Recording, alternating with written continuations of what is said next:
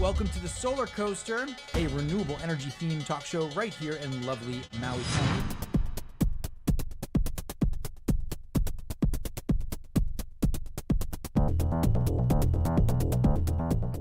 RE plus Hawaii, take one. Who's fastest at approving the islands? Right now, if we believe the Sunrun data, it's Maui, and it's not even close. No kidding. So now again, let's understand that Sunrun was giving us data about residential. So first, but in the residential market right now, not even close. It was under 10 days really right now on Maui. Now what they also said was that on Oahu, the best case residential scenario was a 1-day turnaround. Hawaii, the issues they pointed out were, number one, there was still a physical wet signature required at one step in the process. And that also there was a step with the local fire department where you had to make a payment to them. And I think that also did require either an in-person visit or an extra step. So how was the permitting sesh today? Did you get anything new out of it? Did you get any permits done? Probably not, but what's really important for me from a government, I sit in the government seat at the moment, issues I realize from a government perspective is we often look at the platform where we're looking on the backside, not necessarily where the customer comes in. And so to really focus on what's the customer's experience as they come onto our online permitting platform. Is it easy to find? Is it easy to navigate? Does it have the Amazon effect and you click 3 times and buy? And I think that's something that's constantly challenged from a governmental side of it, and it's something that we try to focus on a lot. So getting that feedback of, hey, I went on your site and it was really, really hard to navigate, and I'm really, really mad at you right now for this reason. Great. Why is that? What can we do to change? Welcome to SolarCoaster Morning Show. Day 2. It's early. It's early. All right, where were we? We were talking about this pretty much wrapped up the first day, right, Jay? Yeah. And then we were kind of moving into the second day. That first day, of course, towards the tail end of it, we were there was the reception, which we got a chance to stop by and say hello. We actually couldn't spend the entire reception there. We had a dinner planned. And it was kind of I was bummed that we weren't able to attend the reception in its full form because it was up on that 6th floor deck, and there was the projector, and it was beautiful. It's like a lounge area, overlooking Waikiki. You could see the ocean, you could see the street, the Kalakaua, right? It's an amazing place. So we went up to say hello to a few people just in the beginning, and then we had to go over to dinner. But that looked like it was really awesome. Now, the thing about the dinner that was important to attend was that it was really a conversation for where this goes forward in some ways, talking about Hawaii Energy Conference in the spring, and talking about a continued, of course, this being a very successful RE Plus inaugural, RE Plus in the winter, right? So you have this kind of outer island Hawaii Energy Conference policy wonky kind of show that's been on its 11th year, and then you have RE Plus Hawaii in the central area of Oahu, Waikiki, where the entire solar industry can kind of come to congregate to see what's happening in this space. So we have this kind of biannual football handoff, or at least we're going right? to. I mean, that's the hope.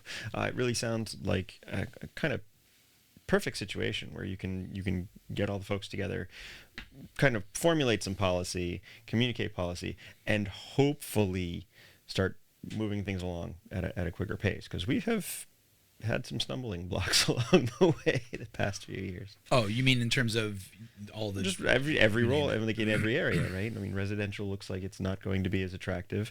The utility, the utility scale projects have not been moving forward at the rate we've been hoping for, and I keep looking at that 2045 line, and it's getting closer every day. This morning, things are happening so quickly. Literally yesterday, we saw Maui Now, one of the local kind of news groups out here, published that MECO was launching its TOU voluntary sign-up rates. Yep, still voluntary, but just the other day. Just within the last day or so. It's February 6th at the moment, and today I'm reading on the news that over in Pulehua, the road by the landfill, they approved, I believe, a biomass facility for Firm Power. Maybe I'm mistaken, but it's Firm Power. Amoresco was the awardee. Right. I didn't get a chance to send you the article. So that presumably would be a RFP Phase 3 piece. we'll dig into that. But it's such a dynamic process. That speaks to the dynamism of it, right? The fact that literally from the time that I spoke to you, these 2 or 3 things have already been implemented or moving forward. So that first night, that first day was unbelievable. 40 Expo attendees or exhibitors, 700 plus, 750 or so 50 attendees. or more, yeah. Full, speaking full. Stingray was the room we were in. A Completely full day full. of sessions, and they were not long. I mean, that was my big takeaway from all the sessions, is like they just didn't have enough time to really talk. Right, but it started those conversations, and it spilled out into the hallway afterwards. It was really great to see. Yeah, so we had I think a great first day, and then after we wrapped that up, we had a chance to look at what that second day was going to be, and then there were a handful of great sessions in Stingray there, and ultimately moving towards the wrap up of kind of looking into the future, right?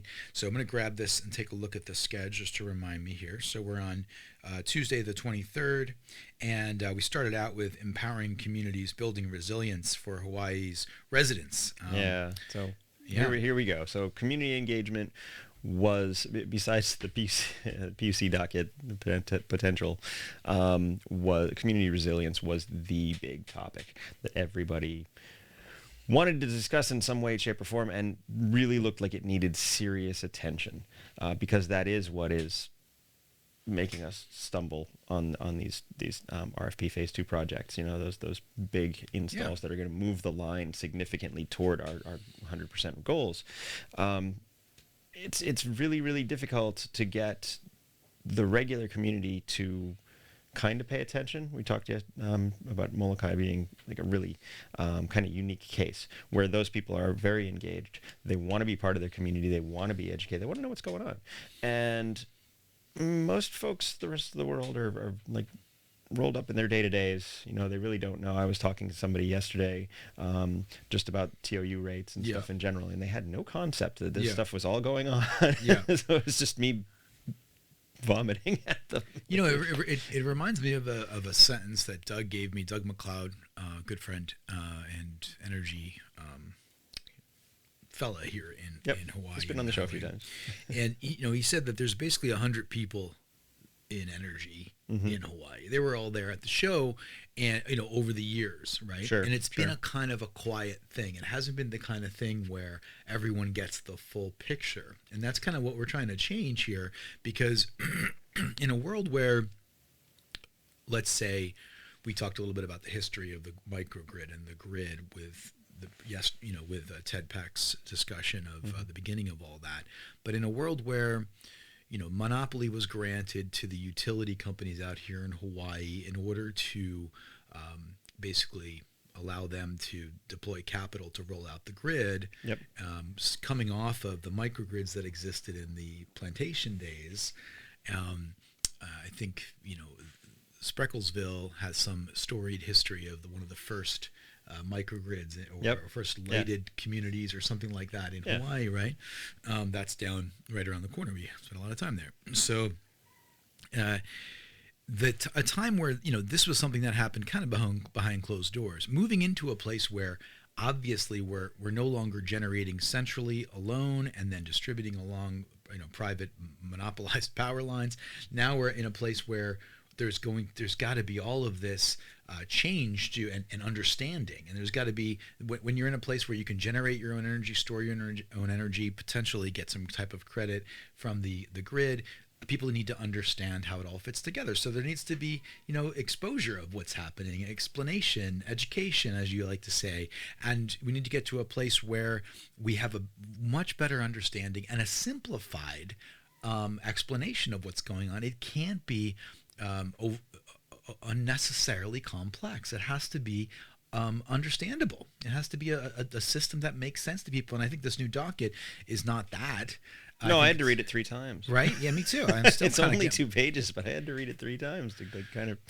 Right. So we're talking about how the community can be an integral part of this decision-making process. Well, get them to even want to pay attention. See, I think that's the biggest hurdle, right? Like I said, everybody's kind of involved in their own lives. You already have a bunch of stuff to do, but you do understand vehicle. You understand your car. It's a necessary part of life, and one of the largest purchases that you make. We're fundamentally asking people to change their kind of vision of what the automobile is, because it's no longer an automobile; it's an electric vehicle. And how that integrates into the rest of your household. We're asking people, or suggesting people put generation on batteries for your home, something that no one's ever, you buy batteries, they're AA's down the grocery store. It's not a battery that powers your house. It's a very different conversation. So you talk to somebody, you need to buy a battery for your house. Like, what do you mean? You want me to buy some cans? Like they're literally at that level. And that's, I think, what the original mission of the SolarCoaster really was just to get some base education up there so people know enough to ask the right questions. Yeah, if that makes sense. Yeah, because you can go to some of these these community engagement sessions, but if you're coming from total ground zero, like you don't even know what the solar farm is or what battery system they're trying to install, it's very easy to get derailed by misinformation or just not understand something because the vocabulary is not either not what you're used to or not used in the way you're used to. Yeah. And so that type of education, I think it has to happen first. Yeah. Before you can just engage community. Yeah, it occurs to me something that my friend Paul, we'll call him Paul the beekeeper, although he does a lot more than beekeeping. Yes, he does. Paul said to me, he was like, Josh, he's like, I get it. You're into this, all the solar and battery and everything, and you're excited about it. Yep. He goes, but at the end of the day, he's like, I think he's a bit cynical of power structure, right? Sure. Which is understandable. He said basically, unless it's going to lower my cost, no one's really going to be interested, right? So in my mind, when we think about this community engagement piece, I think goodwill and the commitment to lowering a cost that is controllable in one of the, if not the most expensive environment to live in the United States, is probably the key piece of the puzzle. Yeah, that's the hook. So we have to be able to get to a place as a community, as a state, as counties, as the different counties throughout the islands, as the utility and the participators, the private developers, and everyone. We need to get together as a community, the installation community, and say we are all working to create get this outflow of petrodollars under control, put that back in our community's pocket collectively, and make a better life for ourselves, right? And if we can get that believable and get people out of the cynicism of I'm just going to be taken for a ride, then I think there's an opportunity for people to want to participate in the discussion.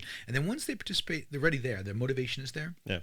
Then I think there needs to be some let's say some elegance in the explanation, right, of what's going on. And that's back to why is utility scale relevant to the discussion? What is utility scale? Yep. Size, acreage, like the D-bed discussion of the AR, VR, and trying to show what it looks like, right? Yeah. The land is a precious, not only resource, but almost member of the family in a place like Hawaii. Yep. So if you're going to be allocating Aina to this purpose, to this end goal, is we need to be all on the same page about that. Yeah. And then of course Leilani talking about how to create cohesion and buy-in early on, and we'll talk more about Leilani's interview in a bit. On the utility side. On the C&I side, commercial industrial side, of course the Maui Brewing Company example is really exemplary, right? We're talking about lots of solar, even PVT. We're talking about lots of storage. We're talking about the ability to act as a community resiliency hub, in addition to basically offsetting their substantial energy costs. Hotels, all of these become little resilient microgrids. Those are, I think, an easier sell, believe it or not, because there's usually somebody on staff that it's their job to understand the numbers, and you start telling them some numbers, and you have their attention. So that's much easier. But I think as far as like residential and even like really small scale commercial, you need a really good thumbnail. Solar and renewables need a really good thumbnail, because otherwise it's swipe. You mean like a explanatory, simple thing? Like I'm saying postcard, one pager, or on the internet. But if you don't hook somebody in the first 3 seconds of your YouTube video, that's the culture we live in. Yeah. So they really has to understand fast that, oh, this is not a scam, because we live in a very scammy world. Sure. And it can actually save me significant money. I can own and control stuff, and it's not that difficult. Those are the main pieces that you really have to communicate, because it's too difficult. I mean, even if people are willing to do it, or they know it's going to save them some money. I mean, how many people work on their car themselves anymore? Mm-hmm. You pay a lot for it when you take it to the auto mechanic. Why? Because it's difficult. I just don't have time to learn all that stuff. Well, we were just talking this morning about some of the off-the-shelf solutions that are kind of plug-and-play DIY. Right. Yep. And in some ways, the reason I'm excited about that, and I brought that up to you this morning. Those are two different things. Plug-and-play and DIY are two very different things. Well, they're related, because you have the world of everything right now we're talking about is electrician required, permit required. Sure. It's definitely the world of the professional, the contractor. Yep. We're talking about all these sectors, but in the case of residential and the home, and some of the technology I was talking to Jason about this morning, it's being sold at Costco, and it's developing the thing that surprised me about this, and the reason why I sent it to you, was all the innovation that's been happening in, let's call it, the residential space, from the load control panels to the battery systems, not the EV charger. I didn't see that quite yet, but the full self-supply solar plus battery plus integrated EV charger plus load control panel kind of world. I'm starting to see that in the DIY plug-and-play space. I'll use those terms together. The DIY, of course, could be more like the, bring it all, bring your own device. What? So anyway, point being that I think the world is getting easier to access, and it would be if people can. There's an exciting opportunity for people to start to go, hey, this isn't that complicated. Yeah. Right. And it's certainly more visible. I mean, just being at Costco as a package you can purchase as average consumer. And people this surprised me.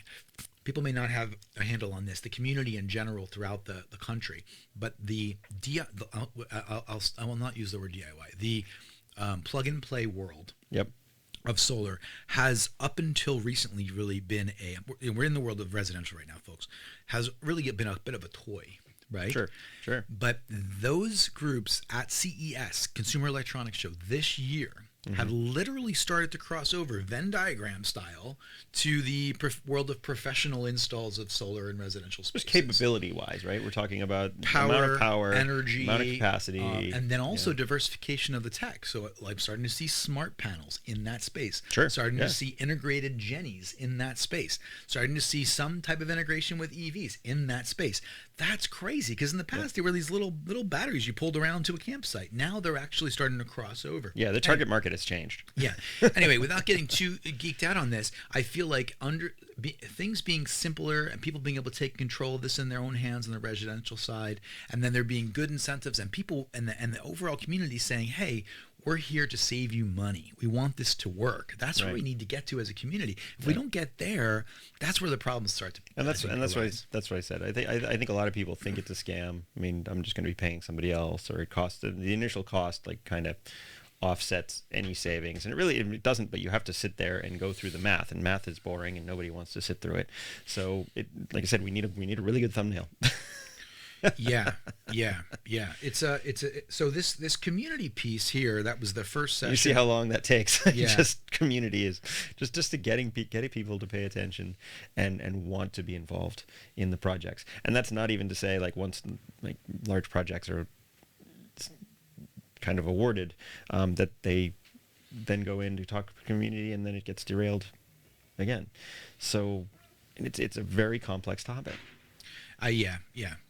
Obviously, there's no room here for this to be decided separate from community. That's just the conclusion, I think. Right. Yeah. Regardless of the sector that we're talking about, we need to have a robust community dialogue at every level, all the time, continuously. Yeah. in order for this to work. That's it. Yeah. That's it. Okay. And maybe that's it. Continuous communication, I think would be really annoying. But also, I mean, if you want to learn, have it available. It's very difficult to go and research this stuff, especially when you're coming from nothing. I hate to say it, Jay, but it sounds to me like SolarCoaster has a really important role to play here. I have been saying that. Right? I mean, geez. Can we just get back on the radio and do like a full statewide weekly if someone here? wants to fund us, really. I'll take it. That wasn't a scripted pitch here. Do I it. mean, no, but it's really obvious. None of our shows are scripted, by the way. If you haven't noticed.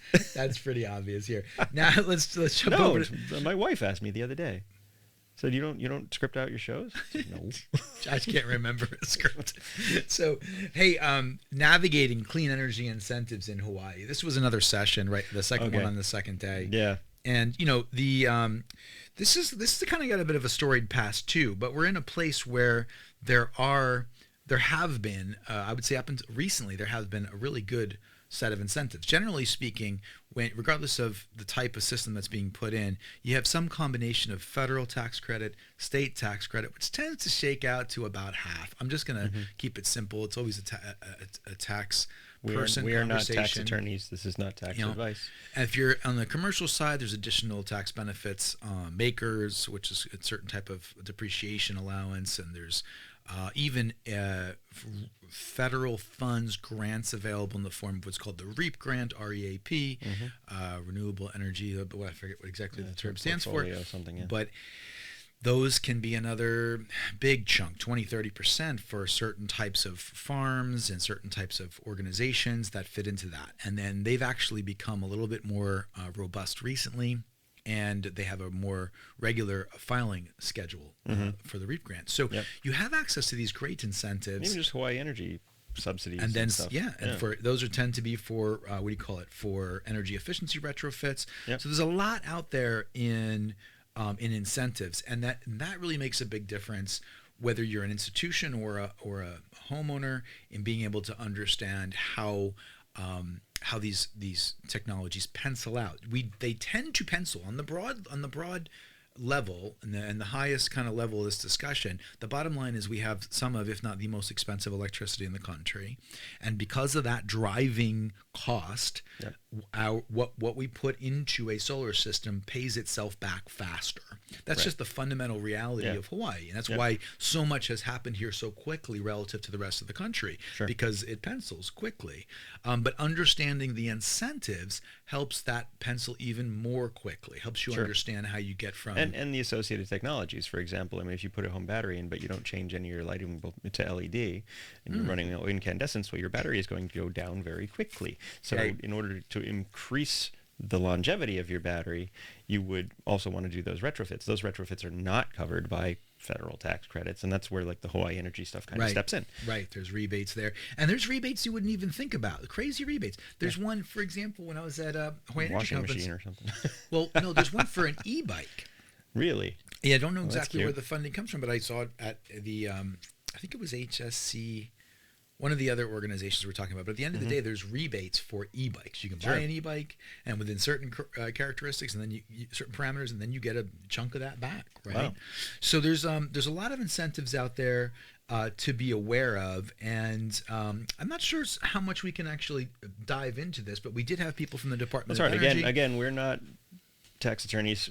we don't want to give specific advice, but these are the names of the people to contact and the websites to read. I think what's interesting too is that the federal government Inflation Reduction Act, the IRA, put a real shot in the arm of this whole industry, and so much more funding is available to the states themselves, to large projects. So there's a lot happening at the IRA level that's, I would say, we're on the increase in incentives rather than the decrease because of this. There's also some liberalization of tax credits. You'll have to look at this more carefully, but that's exciting because more can be done throughout the industry. It's kind of industry pro level stuff.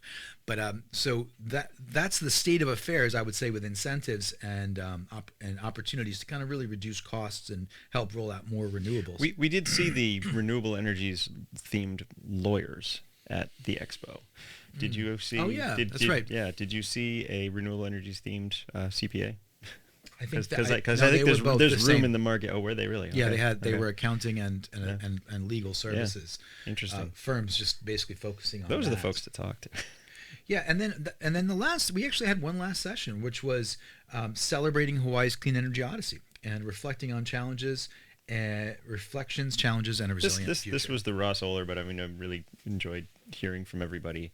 A lot of interesting perspective. I mean, the whole show was like that, but just the perspectives in the room and the passion was really reflected in this particular conversation. Yeah. It was a nice way to end it. Yeah. Did you get a chance to sit in on more of that than I did? Because I didn't get a chance to sit in the whole thing. So I noticed that there was a Hawaii Gas representative there. Yep. Jennifer Potter was there from Stratogen. There was Dawn Lippert from Elemental Accelerator. Oh, I know what I got. So this was kind of a looking forward and understanding the potential, the big arc of this whole thing. Yep. And one of the things that I did see with Dawn Lippert that I thought was interesting, Dawn Lippert is the CEO, I believe, of Elemental Accelerator, which is a clean tech incubator essentially out here. It's been around for a long time, doing amazing things, creating companies that we've had on air plenty. Ampere, for example. I believe Connect DER with WIT. Yep. Right, and then a handful of other amazing companies that I admire very much. And so she had said something as an example. This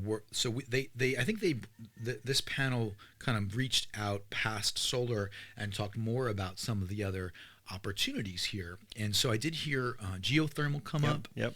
And she mentioned, interestingly enough, that there are certain innovations that had happened in the fracking industry about essentially optimizing the process of determining where to put wells and becoming more capital efficient that could be employed in the geotherm area. Did you have any thoughts on that? I understood that it was I don't know if it's subsonic, but the echograms, trying to figure out what's underneath the stone before you actually have to drill a well. Each time they drill a hole, it's a gamble, and it's like $1 million gamble, because when it's big giant equipment and you have to drill a large hole, and if it doesn't pan out, like it doesn't reach the thresholds, or the material is wrong, whatever else is down there, you don't know until you dig, truly. But the fracking industry has perfected a whole lot of different technologies that can be used to better predict what you're going to see. So it's equipment, some kind of sonogram or echogram, and then information that you can use to better place your bets. Right. Basically. Well, just the fact, and then a couple different companies. That was neat information as well, that there are actually a couple different companies that are still being courted to build more geothermal, right? Which I wasn't aware of at all. Because we don't ever hear about it. Yeah, geotherm is, generally it tends to be on Hawaii Island, where the active volcano is Kilauea. Right. And there's some controversy over geotherm, always has been. This is called Puna Geothermal, is the organization there. And there's some controversy because, just citing anything in Hawaii can be controversial.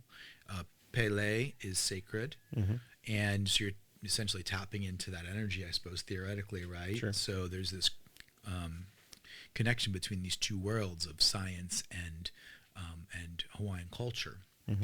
And the one of the more recent eruptions of, I believe, Kilauea had overtook one of the wells, and then there's chemicals used in that process, and then there was some concern about those being released and creating problems, health problems, consequences in the community. So that needs to be understood better, right? But from a mathematics perspective, from a energy perspective, having access to firm like that on your grid is very attractive. It's very significant, right? I mean, at times the geothermal plant has been like 35% of. It's a big chunk of the Hawaii Island's portfolio. It's a huge chunk of their. This is one installation. If they had two more installations, they're closing in on 100% just from that. Yeah, it's and people have asked why aren't the other islands able to use geothermal. And geothermal doesn't have to be a volcano, right? No. Geothermal can be basically I mean, I'm no expert in this, but I spent some time Just a differential with Mike and Trieri, who spends a lot of energy in different types of different types of thermal. For everything from photovoltaic thermal, which was the big discussion point, but also to bore fields on a seasonal energy transition basis. Being able to take energy and then from the sun during the peak periods in like Maine, for example. Higher latitudes tend to use this, where you get cold winters and then basically warm up your field and then move that differential in and out of the house for heating and cooling. Yep. I was like, what? That's unbelievable. So, there's a place for thermal, perhaps, maybe a bigger conversation for thermal in general. I know that one of our friends from Big Island brought up the what's the name of it? The research center over in Kailua Kona, where they're bringing in the temperature difference of water, right? Oh, yeah. So they brought that up. We were having that discussion. Yep. If by the way, we farm Maine lobsters out here, I believe, over in that environment because they're able to keep the water cold, right, through that process. So, so looking at other types of technologies in this last session, I think we heard a little bit of that. I think we heard a little bit of how, probably from Jenny, on how the performance-based regulation and the different ways the utility is kind of regulated will play out. Was there anything else that you wanted to bring up from that last session? Looking forward. Things beyond just the general discussion? Not particularly. I did like gas, geotherm, wind. I mean, it was nice. It was a true RE plus kind of conversation, which is not just solar, but holistically looking at everything that can be done. At least we're looking. Yeah. And then after the final closing session, which I think was quite, optimistic with good energy, there was the Footprint Project came out. Now the Footprint Project they did a workshop, but there's something special happening with the Footprint Project, and this organization effectively works in disaster relief, worked here in the Maui wildfires, and they kind of discovered in Maui specifically during the wildfires that the renewable energy industry, the talent, and then the distribution of the technology, familiarity with the technology, could fill a gap in disaster relief in that first 3 days to a week where the county, the feds, the state are trying to get their systems up and running, which don't really react that quickly. Right. So, when they discovered how effective the renewable energy industry was to be able to harness the solar batteries on, in this case they were like sleds or trailers, and they provided power during the earliest days of the disaster, right. Which was, and this is clean power too, and clean not just in a sense of carbon, but clean in a sense of when you have a generator running, you have carbon monoxide, which can be dangerous for people, and they're not, no one's really familiar with. Well, these everybody's generators. congregating around this generator, So it's a really elegant and important solution, but also what was kind of seen for the first time was that this could be a replicatable let's say solution across the country and even the world in the future. So there's some great dialogue going on with the Footprint Project. Got to check those guys out. It's a nonprofit. They're really, young, exciting, cool people that are doing this awesome stuff. So I was really happy to see that. All right, Jay, there's, now thinking forward about these shows, about renewable, about RE plus, about what might happen in the upcoming years, right? We definitely got a huge commitment to continue this show, which I was really excited about. There's a great collaboration too with HSA, Hawaii Solar Energy Association, and Rocky Mold, and RE Plus Hawaii, moving forward together to accomplish some really great things. Yeah, do we have a date for next year? I don't think so. Not yet. Okay. I don't think so. Stay tuned. Stay tuned. Yeah, but I did hear a little bit about. I would assume it's going to be around like the same time. They like to keep their schedule. Pretty clean. Well, they got a tight schedule with a lot of shows. I think there's 14 or so shows around the world at the moment.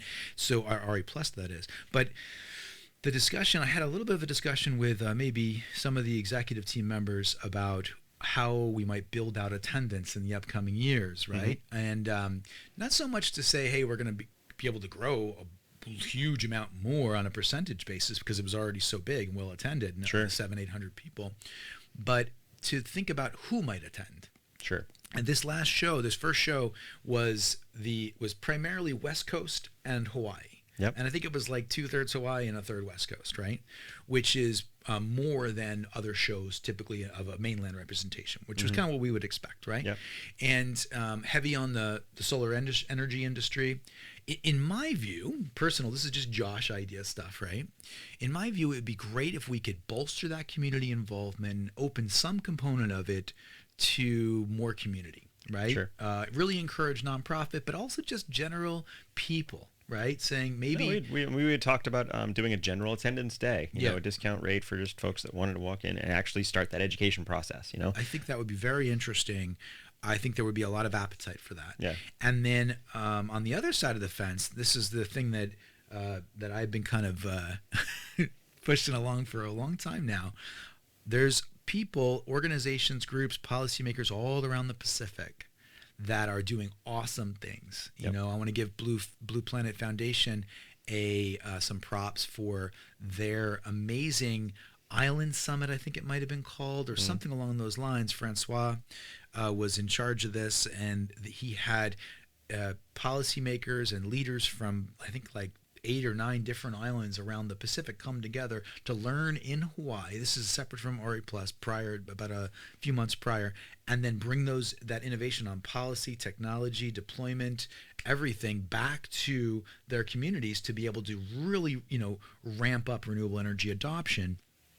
I think doing something, bringing some people and organizations and companies from around the Pacific to do more throughout the Pacific, not just Hawaii, to me would be really awesome, and could allow Hawaii to kind of be this this model and this environment to come. Yeah, and absolutely, meet, and that just seems like a natural extension, because all the Pacific Islands have always had this camaraderie. There's a huge camaraderie. They do trade Yeah. knowledge, Seafaring experience, and just general assistance all the time. So it makes perfect sense that we would open this up as well for. I think that would be, I think the only reason why they weren't here is because they didn't know.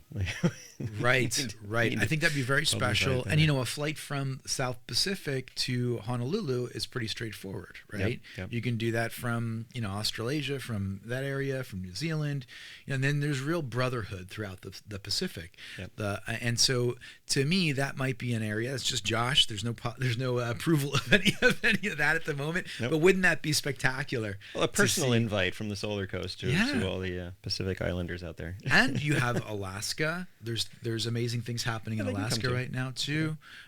You have the Pacific Northwest. You have so there's a lot of region. You have all of Mexico, and there's areas where I think we all share this common space, and we're all looking to take innovation steps in deployment of renewables in our communities, and we face similar challenges. So Right. if we can learn from one another and support one another, I think that's a huge and wonderful goal and potential accomplishment. So that's the SolarCoaster takeaway on RE Plus Hawaii inaugural. It was January 22nd and 23rd here in Waikiki. It was wonderful to see, Jay. I really so glad to have you there. Jay flew in from Osaka to be a part of this, and what a cool experience. Any final words, my friend? Just that I can't wait to do it again. Hawaii Energy Conference in 6 months. This what I want to say biannual kind of event schedule. It's going to be really interesting to see how it plays out. But it was everything I hoped for. We got to see all the old friends. We got to meet all the new folks, and there were real discussions, and a lot of education happened in those sessions. So it was fantastic. All right, there you go. That's the story from the SolarCoaster. RE Plus Hawaii is wrapped. And it was a great time, Jay. Thanks so much for all your support. Good enough. Yeah. Appreciate it. Aloha, everybody. I hope to see you soon. We got Hawaii Energy Conference coming up in May. You'll have to check the dates and the website on that. And then next year, RE Plus Hawaii again, probably sometime in January. We'll see how it shakes out. Aloha, and thanks so much. And talk to you soon. Aloha. A renewable energy themed talk show right here in lovely Maui County.